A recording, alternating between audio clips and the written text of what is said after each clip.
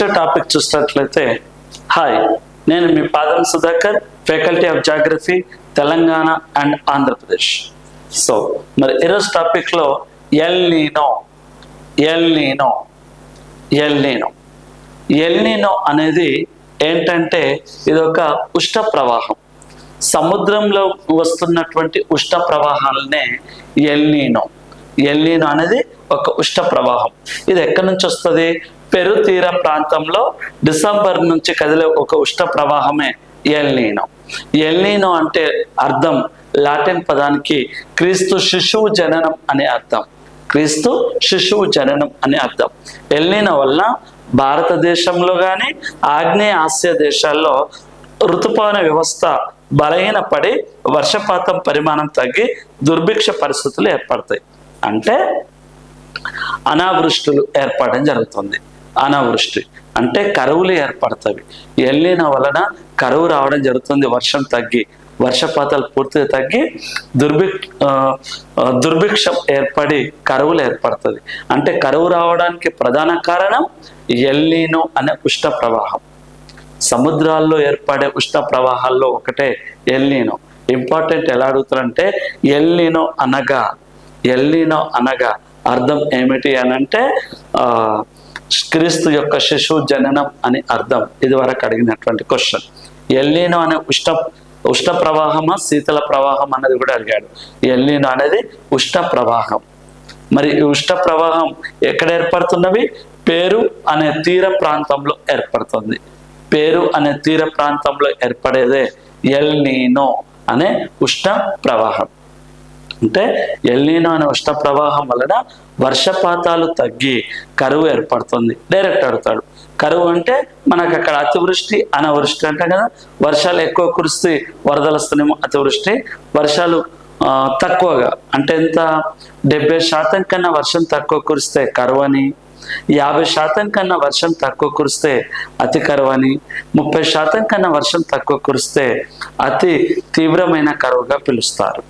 ఇలా 3 రకాలు. అంటే ఒక సంవత్సరంలో సగటు కంటే తక్కువ వర్షపాతం అంటే 70% కన్నా వర్షపాతం తక్కువ కురిస్తే, లేదా 50% కన్నా వర్షం తక్కువ కురిస్తే, 30% కన్నా వర్షం తక్కువ కురిస్తే అలా కరువుగా పిలవడం జరుగుతూ ఉంటుంది.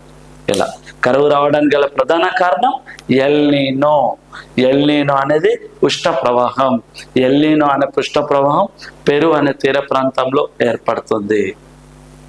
అలా ఇదండి భారతదేశము మరియు ఆగ్నేయ ఆసియా ప్రాంతాలు. ఆగ్నేయ ఆసియా ఖండంలో ఆగ్నేయ ప్రాంతాల్లో ఈ ఎల్ నీనో ప్రవాహం అనేది ఏర్పడి జరుగుతుంది. భారతదేశం మరియు ఆగ్నేయ ఆసియా ప్రాంతాల్లో అంటే ఋతుపవన వ్యవస్థ మొత్తం బలహీన పడిపోతుంది.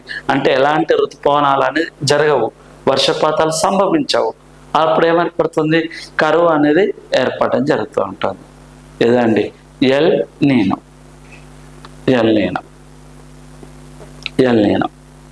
ఇక నెక్స్ట్ లా నీనో. ఎల్ నీనో అనేది ఉష్ణ ప్రవాహం, మరి లా నీనో అనేది శీతల ప్రవాహం. చూడండి, ఎల్ నీనోకు వ్యతిరేకమైనది లా నీనో. అంటే పేరు తీర ప్రాంతం వెంట సాధారణంగా కదిలే శీతల ప్రవాహం. ఎల్ నీనో అనేది ఉష్ణ ప్రవాహము, లా నీనో అనేది శీతల ప్రవాహం. పెరు తీరంలో ఈ పరిస్థితులు ఉన్నప్పుడు భారతదేశంలో సమృద్ధిగా వర్షాలు కురుస్తాయి. లా నీనో అనే లాటిన్ పదానికి అర్థము ఏంటిది? ఆడ శిశువు, గర్ల్ అని అర్థం. ఎల్ నీనో వల్లనేమో కరువు వస్తే, లా నీనో వలన వరదలు రావడం జరుగుతూ ఉంటుంది. వర్షాలు ఎక్కువ కురుస్తవి, సో వరదలు ఎక్కువ రావడం జరుగుతూ ఉంటుంది. అలా లా నీనో అంటే ఆడ శిశువు అని అర్థము. ఎల్ నీనోకు వ్యతిరేకమైనదే లా నీనో. ఎల్ నీనో అంటే క్రీస్తు శిశువు జననం అర్థము. లా నీనో అంటే బాలిక, ఆడ శిశువు అని అర్థము. ఎల్ నీనో వలన వర్షాలు కురవు, లా నీనో వలన సమృద్ధిగా వర్షాలు కురుస్తాయి. అంటే వరదలు రావడానికి కారణమవుతుంది. అతివృష్టిలు కూడా ఏర్పడతాయి అప్పుడప్పుడు. అందుకనే ఇది అతివృష్టి, అది అనావృష్టి. ఇది అతివృష్టి, అది అనావృష్టిగా చెప్పుకోవచ్చు. అతివృష్టి, అనావృష్టి. ఇది లా నీనో.